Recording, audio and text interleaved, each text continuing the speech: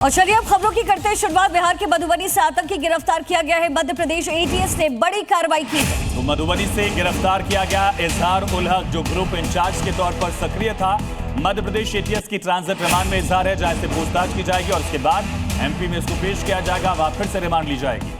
Madhya Pradesh ATS ने इससे पहले भोपाल और अलवर से भी 2 गिरफ्तारियां की है। जांच में अंतर्राष्ट्रीय कनेक्शन और संदिग्ध गतिविधियों के खुलासे हुए हैं, संकेत मिले हैं और अब मधुबनी से ये बड़ी गिरफ्तारी हुई है। ग्रुप इंचार्ज के तौर पर ये व्यक्ति सक्रिय था। एमपी एटीएस की ट्रांजिट रिमांड में इजहार को रखा गया है। तो इससे पहले यूपी एटीएस एमपी एटीएस ने मिलकर संयुक्त ऑपरेशन चलाया था, जिनमें आतंकी गिरफ्तार किए गए। चौथा आतंकी गिरफ्तार किया गया है। इनके पाकिस्तान कनेक्शन को लेकर अब सख्ती से पूछताछ और जांच पड़ताल लगातार जारी। तो आतंकियों का जो नापाक कनेक्शन है वो अब होता हुआ नजर आ रहा है। बिहार के मधुबनी से ये पूरी गिरफ्तारी हुई है, जिसकी तस्वीरें भी हम आपको दिखा रहे हैं। इससे पहले भी उत्तर प्रदेश और मध्य प्रदेश से गिरफ्तारियां हो चुकी है और अब एमपी में इसे पेश किया जाना है। तो ये बड़ी जानकारी इस समय मिल रही है। 4 राज्य और 4 आतंकी जिसे अरेस्ट किया गया है। अलग अलग राज्यों में एटीएस बड़ी कार्रवाई कर रही है और बड़ी कार्रवाई में ये तमाम जो अरेस्टिंग है वो हो रही है। तो किस तरीके से आतंकवाद की एक नापाक साजिश रची जा रही है, इसकी तस्वीरें हम आपको दिखा रहे हैं। कहां से कौन गिरफ्तार हुआ है उसकी तस्वीरें भी आपको दिखाएंगे। फिलहाल एमपी एटीएस ने जबरदस्त एक्शन लिया है। बिहार के मधुबनी से एक और आतंकी को अरेस्ट किया है। दरअसल नेपाल भागने की फिराक में यह आतंकी वहां से था, लेकिन समय रहते इससे वहां से अरेस्ट किया गया। तो मधुबनी से आतंकी को गिरफ्तार किया गया। इजहार नाम बताया जा रहा है। इस टेरर मॉड्यूल को ये लीड कर रहा था, गैंग लीडर था, ये जानकारी है और यही वजह है कि इससे अब पूछताछ की जाएगी। ट्रांजिट रिमांड पर लिया गया मधुबनी कोर्ट से और इसके बाद इसको एमपी में पेश किया जाएगा। आगे पूछताछ की कार्रवाई जो है वो तेज दिखेगी। सीधा रुख करेंगे, ज्यादा जानकारी के साथ से होगी। प्रमोद शर्मा हमारे साथ लाइव कनेक्ट हैं। प्रमोद, इजहार का रोल क्या था? अब कैसे एटीएस से पूछताछ करेगी? गैंग से कैसे जुड़ा हुआ था?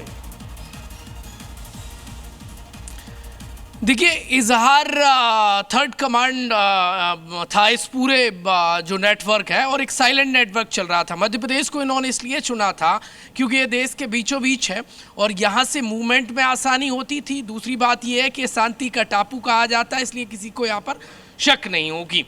फराज बेहद सीधा साधा था। जहाँ पर वो रहता था काजी कैंप में, वहाँ पर बहुत उसकी छवि अच्छी थी। उसको टारगेट किया गया और जैसे ही फराज को पकड़ा गया तो उसके बाद से बैक टू बैक गिरफ्तारी हुई है। देवबंद में हुई है नईम की, इसके बाद राजस्थान के अलवर से हुई है साकिर मेव की और अब इजहार की बिहार से हुई है।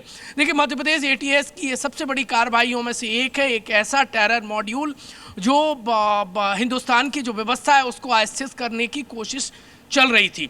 ऐसे भोले भाले और बैचलर युवाओं को जो गरीब तबके से आते हैं उनको उनका माइंड वॉश करना और ये माइंड वॉश करने का काम ये जो जिहादी नेटवर्क है वो कर रहा था। मोहम्मद फराज जो भोपाल के काजी कैंप से पकड़ा गया है, वो दरअसल सबसे पहले कांटेक्ट में नईम जो देवबंद का है, सहारनपुर का, उसके कांटेक्ट में आया। वो सीधे पाकिस्तान हैंडलर के कनेक्शन में था और उसके बाद में हर स्टेट में इनको ऐसी अपनी विंग स्थापित करनी थी।